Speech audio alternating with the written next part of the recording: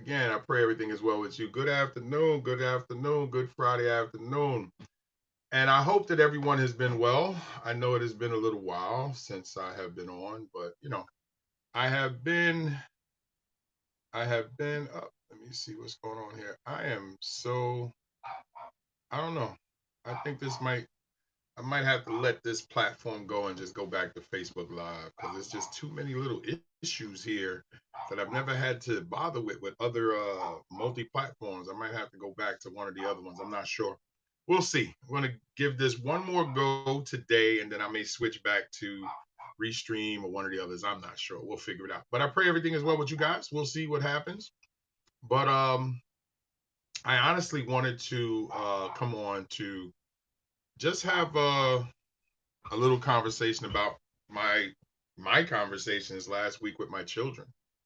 And if you have not seen um, the old head versus young head series, where you've heard me mention that I have 7 children, 6 different mothers, you got a chance to meet 6 of the 7.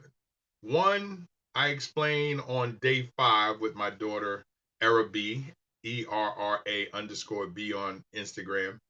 My daughter Kiara. We explained what actually happened with child number 5. And Kiara is child number 2. She is my oldest daughter. And I know it can be very confusing. So if you go to watch this series on YouTube, Keith KL Belvin, look up uh, Keith KL Belvin or KL the writer on YouTube. You will see the series. All 6 of the videos are there. And I'm interviewing all of my children. Day 1, which was last Monday, was child number 3, Anthony. Tuesday was child number 6, Justin. Day number 3 was the middle child, Elijah. He is child number 4. Thursday was Jonathan, my oldest, child number 1. We skipped Friday. Saturday was Kiara, child number 2. And we finished this series on Sunday night with the littlest one, child number 7, KL. And so when you write a book called From Gigolo to Jesus and you put your dirt out there, it's one thing to write it, it's another thing to talk about it. But when you decide that you're going to let people experience it, when I made the decision to reach out to my children and to ask them, do you want to do this and do you want to do this live? I knew what I was asking. And I knew they could say no. And I know that with a couple of my children, relationship had not been the best that it could be. I understood all of that.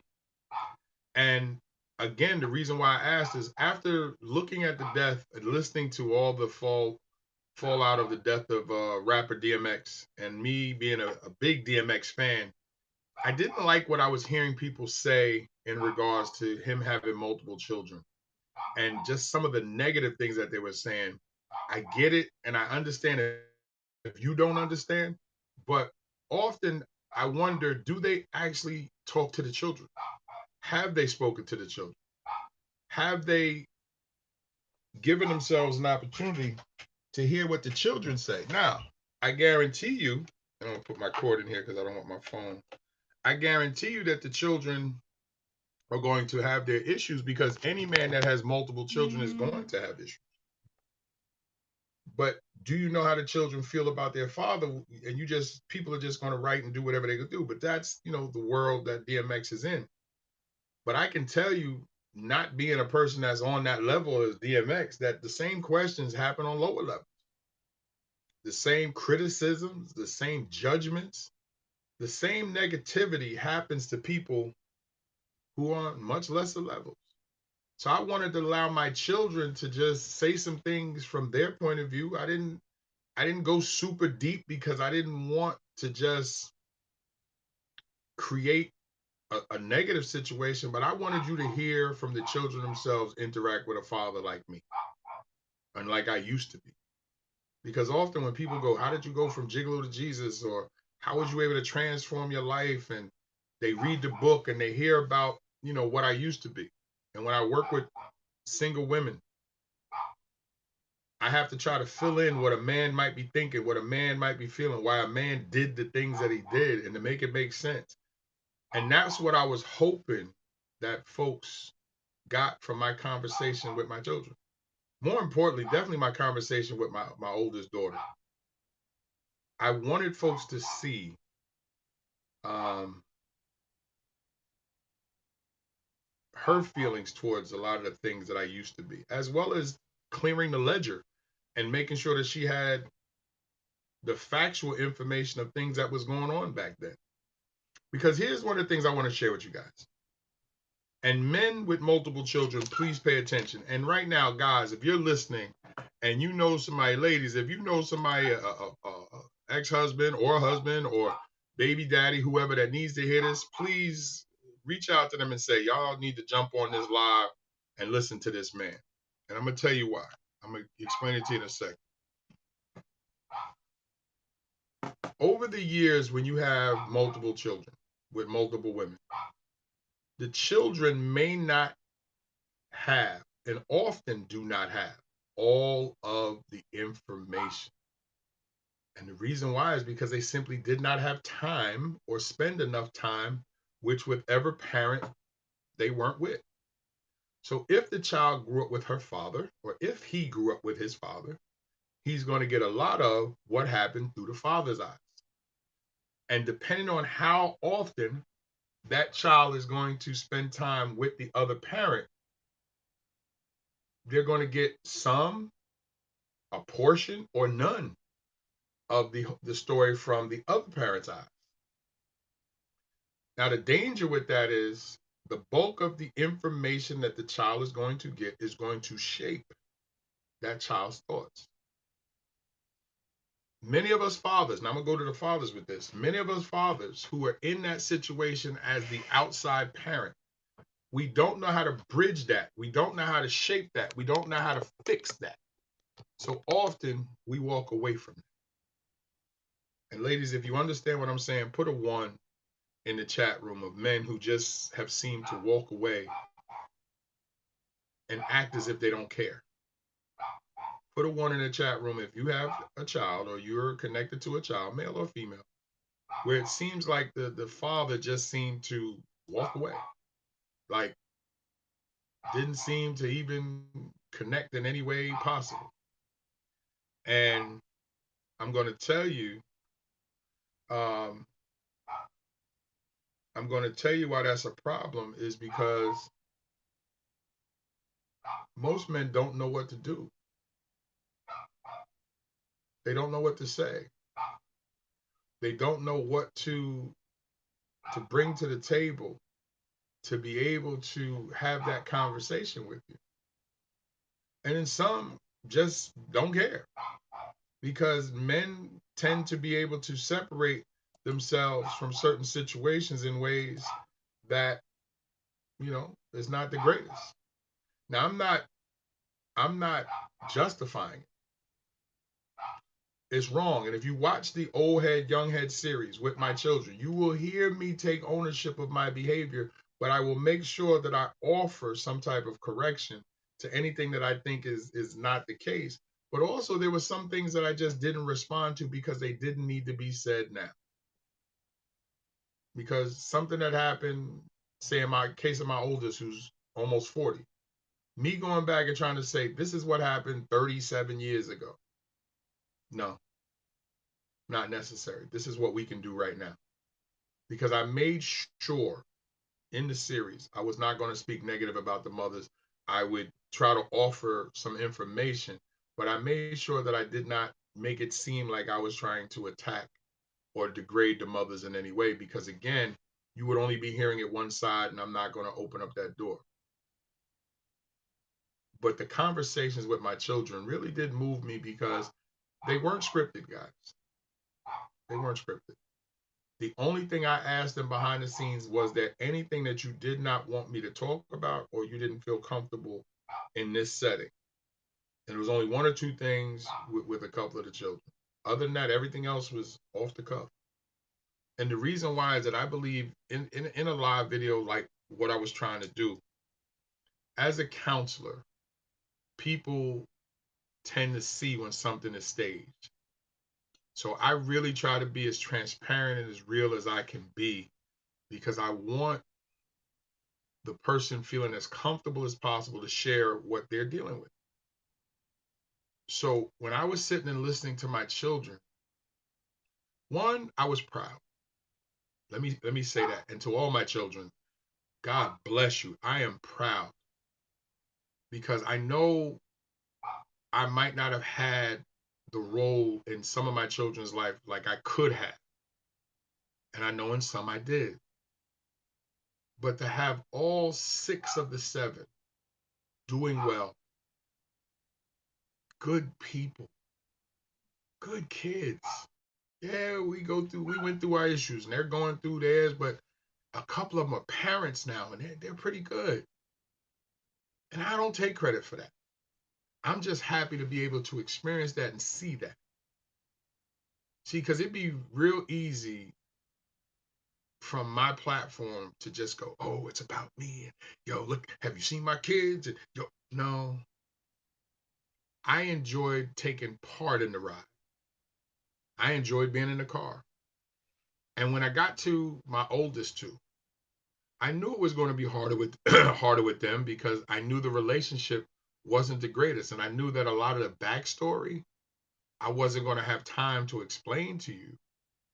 So I knew that was going to, I had to offer it in a way that was going to be fair to them, fair to their mothers, and fair to the truth. And that's a very hard balance because a part of you goes, I could say some things, but the real question becomes, is it necessary? Do you need to say some things? Is that going to help the child? And when I say child, I am not calling you children. Y'all are younger, y'all are adults. But when I say child as the parent, also, and men watching, please understand that you may have to just eat that. Take the heat. Don't play revisionist history. You can't go back and change it anyway. Correct what needs to be corrected.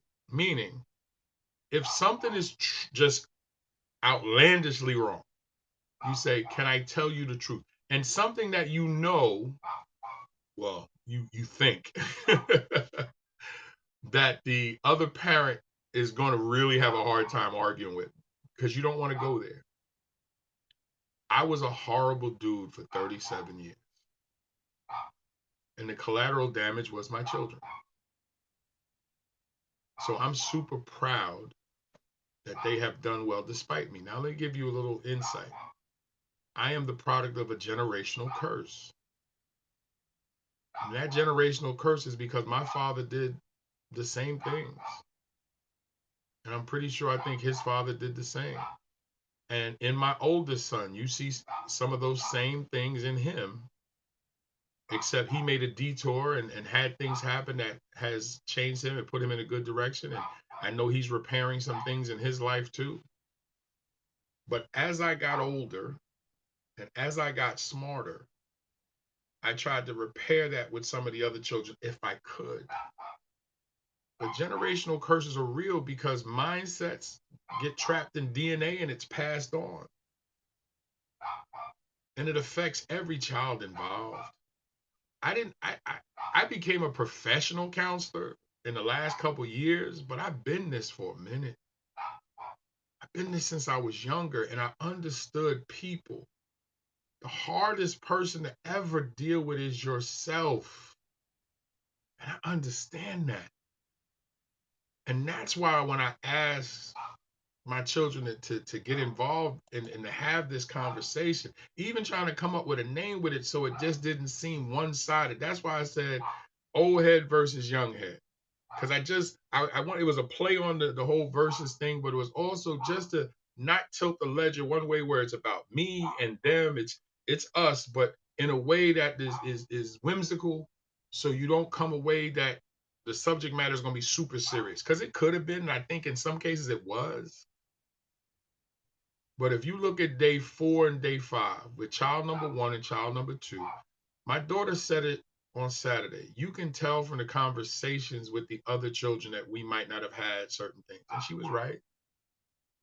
And I also think if you watch the conversations between my daughter and I, you'll see that there's a lot of gaps because we just weren't there with each other. But there's also a lot that we were there, and there's also just a misunderstanding on a lot. But her feelings, her memories, and her thoughts are all legitimate, even if they don't vibe with mine. Because if she feels pain, then she's in pain. And my job is to find a way to lessen that pain, not lie to her. I'll stand my ground on some things that I know to be true, but the delivery has to be done with the understanding that I don't want to create more pain.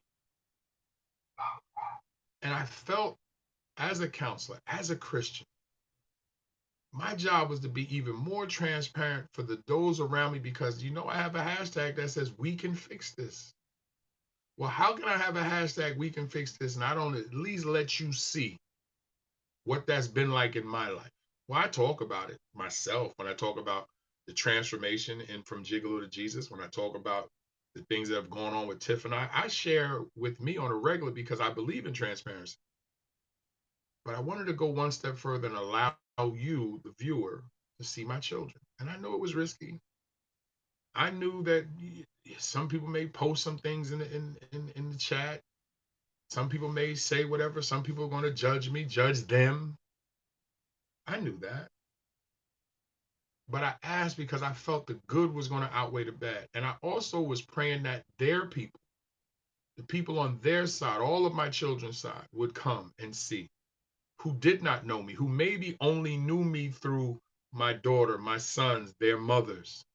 I wanted them to be able to hear me, see me, so they could judge me from actually interacting with me through them. And as a counselor, it's a way to open up and say, this is what I do. So is there a business aspect to it? Of course. I don't come online just for fun because it's I don't play on social media because it's too dangerous a place. So I have a mindset of what I'm trying to do when I come on. I think sometimes because I'm super honest about the things that I do, I catch flack from business folk who's like, oh man, you could have monetized that. You're right. That's not my focus. And that's why I don't have as much money as some of these other folks because I haven't leveraged it. That's just me. I don't try to leverage everything for cash. I actually had somebody uh, say, man, you sell your time, just it's stupid to me. But yes, I do. I'm a counselor, and this is what I do for a living. But I think sometimes the being real and the just being out there is needed. So it's not a, oh, do you want to book a session? Oh, do you want to buy this product? Oh, this is who I am. These are my children. Check us out. And I went back and watched every video. I would ask you to go to YouTube, just pipe in Keith KL Belvin or KL the writer, all one word. KLTHEWRITER, all one word, and it'll bring you to my YouTube page. All of the videos are there. I watched all 6 of the videos a couple of times. And you can see in each child their own distinct personality. I love that. But you could also see the similarities in all of the children. And you could also see a little bit of me. And I think my daughter said that on Saturday. And then even with Sunday with the littlest one, I'm super proud of her too. And I also realized with the fact that the last 2 videos was my oldest daughter and my youngest daughter. The only one missing is the in-between daughter. Again, you got to watch day 5 to understand what happened there. That my daughter number 5, or child number 5, we don't have a relationship. I'm not happy about it, but honestly, there's not a lot I can do. And in talking to my oldest daughter, my youngest daughter, and she said something about it's been difficult for her not having me in her life and what that was like for her. And then her seeing a lot of the things that she wanted that now I'm pouring into the youngest one. And a lot of that sends like and I know how that feels. I do. And when you sit and replay it all, you pray a lot. I do. And you pray that God sends you the way to be able to communicate with other people who are suffering through what you've suffered. And that's my goal as well. How do I take my experiences and get other people to open up so I can explain that I know how to deal with that? Because that's my hope. It also allowed me to connect with my kids. I've been sending them little messages on Instagram, and we're in like a little group thing on Instagram, and I can keep an eye on them, and the lines of communication are open. So I'm not forcing it. And I'm not one of those people that believe that the minute that you say, hey, everything's cool, you act like everything is good. No. You take your time, you let it marinate righteously, and you let it happen organically. You let your children kind of ease to the table because they're kind of like, I'm not sure, you was a little suspect. You wasn't there for almost 40 years. And let me tell y'all how I understand what all my kids are going through.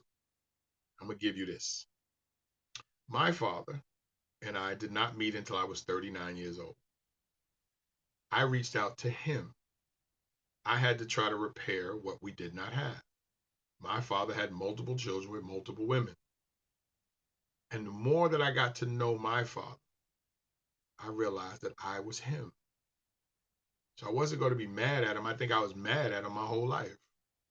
But when I reached out to him at 39, it's just because I needed him more at 39 than I did at 19 because I needed somebody that I could talk to man to man. I didn't need guidance in terms of being an out of control youth. I was already that. Had been that, and Lord knows, got in a whole lot of trouble. But God knew I needed my father more at 39 than I did 19 because now we can talk business. We can talk mistakes. We can talk about a lot of things that I might not have been able to hear as a teenager. So, ladies, if the father's not there, just keep giving your child the proper information. Tell them the truth about what happened. And when I say the truth, tell it all. Don't make it seem like you and that father were in a relationship and he just bounced if y'all were just humping. Let's keep it real. If the child was a oops baby, they're going to figure it out. Tell the truth. Yes, me and your pops was getting it in, and yeah, I got pregnant. So y'all weren't in a relationship? No, we were not. I thought maybe it might turn out to be something different. It hasn't. If the father tried and you was in a bad place, tell the truth. If he was in a bad place, tell the truth. Make sure they're able to deal with it, though. You can give some of the truth and not all if they're not old enough to deal with it. And as they get older, give them more. Also, to the ladies, if the father is trying with the child but doesn't want to be bothered with you, balance that out. Work it out. Fathers, if you've already went out and started another family, you can go back and fix that other family. Because the one thing, if you didn't hear anything else from my children, you see that they all know each other. They all love each other. They are all interlocked and they all talk. And that was something that behind the scenes that I made sure that I tried to keep in place is that I might be effed up. I'm going to keep y'all connected because if I can keep y'all connected, y'all going to be okay. Because I know God will make sure that y'all are okay. So fathers, listen to me. You had this child or children. You have a child over here, child or whatever, how many amount it is. You can play some role in their lives by being honest. If you can only see them one day a week, then see them consistently on that one day. If you don't have a lot of extra money, when your money is up, send it. When your money's not there, tell the truth. As I used to tell number 4, when my guap is up, I got you. When it's not, I'm gonna tell you the truth. And men, tuck your pride away. You didn't tuck the penis away, so tuck your pride away. If you don't have it and your lady that you're with now does, don't feel bad if she wants to help you with your children. Nothing wrong with that. You know how many times because of child support and other situations that Tiff had to help me with some Christmas gifts for my children because I couldn't afford it. I have no problem with that because she was the lady in my life and I loved her and she was helping me. Tuck that ego away and stop complaining about a situation that you created. and men that are out here raising their children, and the mother is distant. Feed those children the same way. Honesty, tell them the truth. If you was just out here scavenging and you got somebody pregnant, but you took the child, tell them the truth. Me and your mom wasn't together, but we had you. Tell the truth. And to my couples, when you're trying to figure out how do you deal with her previous situation, your previous situation, or children from other situations, try to build a cordial fence the best way you can with the other parent or parents, if possible. If not, then just treat those children with as much love as you can when they're in your care. Treat those children as your own. Don't treat his children different than your children. Don't treat her children different than your. When all of those children are in your house, they are y'all children. Don't do that, because kids figure that out. My children never had to worry about that. When they walk through this door, they all eat, they all do whatever. We good. And I'm gonna make sure they good. Even if I can't do all the things that I wanted to do. So again, I'm gonna get ready to bring this to a close, and I want to thank you. If you're watching this, you should have liked this by you should have liked this by now, shared this by now, and saved it if you need to come back and watch it at a later time. I want you to make sure you share somebody, tag somebody right now who you know needs to hear this. Tag them right now. Let them get to know who I am, and I am here to help. Next thing I want you to do, I want you to actually stop and ask yourself, do you need help? Do you need somebody to talk to? Are you struggling with the situation that I just broke down in this video? Reach out. I'm here. bravenconsultant.com. It's right there on the wall behind me. If not, just hit me in the inbox. Keith, I want to set something up. I need to talk to you. I'm struggling with something. If you're a father and you're struggling with the moms, reach out. If you're a mother and you're struggling with the father, reach out. If you're a couple and you're struggling out with the mother or father, the other children, reach out. This I know. And what I also know is that it's fixable to a degree. But men and women, if you went out here and had a whole lot of children in situations that were ungodly, and what I mean ungodly, things that you just couldn't take care of, understand that we can fix it to a degree, but the one thing you do not have time, the one thing you do not have is time, excuse me. Because there's only 24 hours in a day, and you multiply that times a whole lot of children, you can't give them the time that you want to give them. So somebody's going to take an L.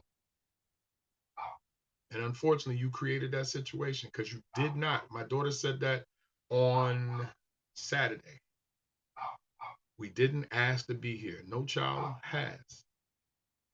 And I think there's something to that. But I'm here to talk with you. I'm not here to judge you.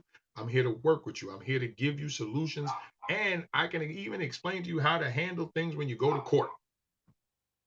Yes, because I've gone to court 6 times and I haven't lost. And the reason why is because I understand my role when I go to court. I understood my role as a father. I just couldn't be the father that I would like to be. And I was not the father that I am now, but I was not the man that I am now. So I own all of that because who I am now is not the man that I was, but I have to deal with the damage that that man created. That is the reason why I wrote From Gigolo to Jesus. And you should read it. And the reason why you should read it, it'll give you some insight to the man that I used to be. I'm going to give you a glimpse of that before I jump off this live. That man was a misogynistic, childish whore who found pornography early in life, 10 or 11 years old, and had sex the first time at 12. I had my first child at 14. I've been with over 400 women, close to, if not more, in that time. Don't ask me how I did the math. My wife and I sat down, and that's a roundabout number. I was filthy. I've been a part of 25 to 26 miscarriages or abortions. So I threw myself out on that mix to put my life and the women's lives in danger many times. So I thank the Lord I don't have AIDS. I was a horrible husband to my first wife. And I was everything that a man should not be because I was raised by a lot of women. And so I went out here and did not treat women with any type of respect. And I was a fantastic liar. gifted liar. And sex was the thing that I was after, so you learned how to become that. And then one night I met God in a hotel, mind you, not in church. And that started my life back in a different direction. I was blessed with a woman who was able to hold her own against my lies, against the tidal wave that was the sick individual that I was. She held her own with God's hand until I could figure out a way to get myself together. And like any other addict or any other person who needs to clean themselves up and any other deviant, once I was able to get myself upright and take my position as the man that I am supposed to have been, I now had to go back and look at the damage that I caused. And I couldn't fix it all. So I apologize for it. And I've been here to deal with whatever comes from it. And what I've done is committed myself to trying to help other people who are in the tidal wave, hurricane, tornado of someone like me, male or female. So I don't worry about what people think about my past. I was who I was. I am who I am. Now, whether you like me or not, want to do business with me or not, hate me or not, that is your choice. I am still going to be who I am. And it is my prayer that as you see my children, that you see that there is a possibility that even with all the trash that someone like me has caused, God will see them through. And I hope that gives you incentive or motivation to be able to deal with your own situation. I put mine out. I don't know who needed to hear this today. I don't know who needed to watch this. And when you do, put replay if you're catching it after the fact. But I do know I'm here. And what I also know is that when you get yourself together, we can fix this. That is why I ask people to bring me their pain, because I'm okay with mine. And I'll help you be okay with yours. I want you to have a wonderful weekend. I want you to have a blessed weekend. And I want you to understand this. Use your past as information, but do not get the emotion. Don't drag the emotion of what happened to today. Drag the information so you can sift through it so you can make for a better tomorrow. If you do that, not only have you strengthened your today, you've started to solidify your future. And if you need me, I'm here to help. I am Keith K.L. Belvin, crisis specialist, author, educator, father, and man of God. And I pray that this has moved you, touched you in whatever way. Have a wonderful weekend. Take care. God bless.